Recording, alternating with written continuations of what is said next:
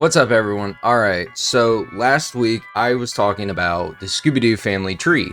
We did the final one of the main gang, like Mystery Inc. when you think about it. Shaggy, Velma, Freddy, Daphne, and Scooby. But this one is the Mystery Machine quote-unquote family tree. Like, this is the final one because I think a lot of times when I ask people, I was like, if you think about Scooby-Doo and you don't think about the gang and you don't think about the monsters, what is something you normally think about? And of course they just said specific monsters or how the gang chases the mysteries and everything, and I was like, oh, okay. And I was like, well, what about the Mystery Machine? I was like, I consider the vehicle part of the family, like part of the group, so it should be like part of the family, and we should see what their family tree is like. I mean, it's kind of difficult to see a vehicle's family tree, but I still think it counts because it's the same vehicle, but it has changed over the years, and I want to use those changes, so that's why it's kind of a different iteration of a family tree. Like, it's formatted as you see here. It is formatted differently than a normal family tree.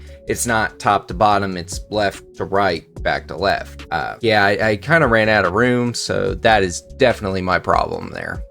So let's get into it with this whole thing. Sorry, my cat is messing with me right now, so I gotta pay him a little attention while I do this. The first iteration of the Mystery Machine was in the very first episode of the franchise, What a Night for a Night. Now, I had to look it up because I could not tell all the times that it was in the episode. I just remember them driving and going to the library. But it's actually in the episode a lot. The strongest contender for the original van, like concept wise, even though it is debated a little bit, is a mid-60s Ford Taurus Transit van, which I can see. I'll throw up pictures of the ones that I do know of for sure.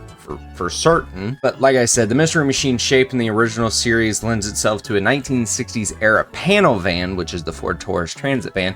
However, conflicting details do not indicate a particular model, which kind of sucks, but it is also kind of cool because I see posts on Facebook all the time about people seeing Mystery Machines out in America or over in Europe, and it's cool to see all the different iterations people make. I've seen a Jeep that was a Mystery Machine, and I thought that was really, really cool and kind of unique. But the first time the Mystery Machine changed, it was in the 13 Ghosts of the Scooby-Doo series, where I swear Daphne definitely wanted the van because she also bought a matching airplane called a Mystery Flying Machine. But this machine, that Mystery Machine, the red one, was a high-tech red 6-wheel GMC motorhome.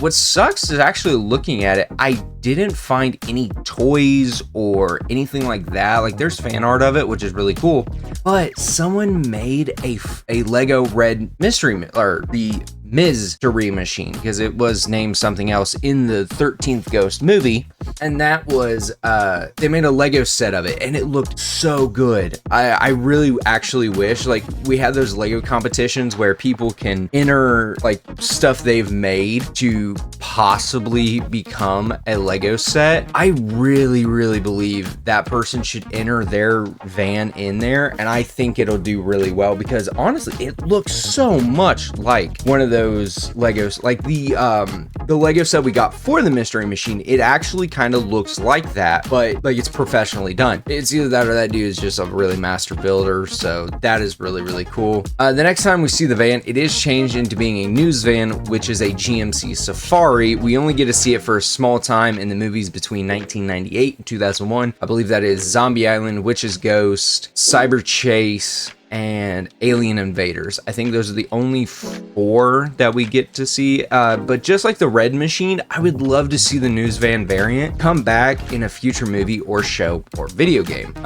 Honestly, I kind of do miss that one a little bit more. I mean, it is really, it's not as iconic, I want to say, as the others, but it is definitely one of the best looking ones. Like, I mean, the first 3 are peak.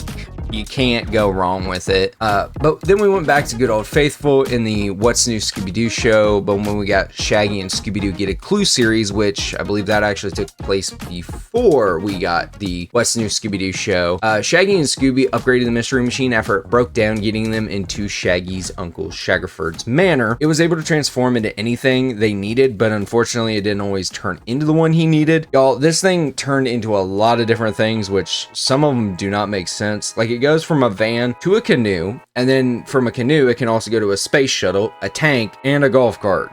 Just to name a few of the transitions it has made in the show. That is really cool. I think it also made like a hovercraft and a biplane, and it's just like, okay, wait a minute. You can make this thing into a tank. You can make this thing into a hovercraft. You can make this thing into a biplane. Is this world of tanks? Like, seriously, like there's just, it can do anything, I guess. But that would actually be kind of cool. I mean, we did see it in the What's New Scooby-Doo, where Fred upgraded the van to transform into a massive NASCAR pit crew stop home thing, which is really, really cool that they kind of kept that concept. And then I think he also did it in the Be Cool Scooby-Doo, where he literally pressed a button and the mystery machine turned into garbage, which that kind of hurt a little bit actually watching that and actually thinking back on it. Ooh, my heart hurts a little bit just thinking about that. It breaks my heart.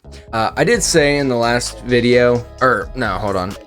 Then after we get back into the old style, which is fitting, until the Happy Halloween Scooby-Doo movie, in which it turned into a giant electric box pretty much. I agree with Fred in this movie. I do not care for it much, but I will give it bonus points for being invented by Bill Nye. It actually still has the Mystery Machine logo on it. That's why it's on here. Now, the other one, it is another Happy Halloween movie, or I don't remember the title of it, but it's the one where the Mystery Machine is totally destroyed. They're trying to recapture all the villains, and what happens is they go and they bring back they go to this spooky dude. I'm gonna throw up pictures because it's gonna be easy for me to show you guys and me to be able to describe it. But they had like a different mystery machine there, where it was like a monsterized mystery machine, not the actual monster mystery machine, which I don't know why I didn't put that on here. But that one was in Scooby-Doo and the Goblin King, and I really liked it. I really thought it was cool. Heck, I'd love to have that as a toy. That'd be pretty cool. But this other one, it just came out like in 2022 or 2020, and it looked awesome. It looked like the Munsters car, if you remember the Munsters. And honestly, I can't believe I didn't even put the Munsters in, or Scooby-Doo, you know, all the Scooby-Doo people crossovers we could have gotten. And if you haven't seen those videos, go back and go check those out. I did use AI. I tried to use a little bit of stuff. I'm not good at drawing, so I have to use AI for now. But yeah, now that's pretty much the end of the Mystery Machine family tree. I hope you guys enjoyed it, and I hope you guys enjoyed all the family trees. Now, I did say in the last video that I was going to rank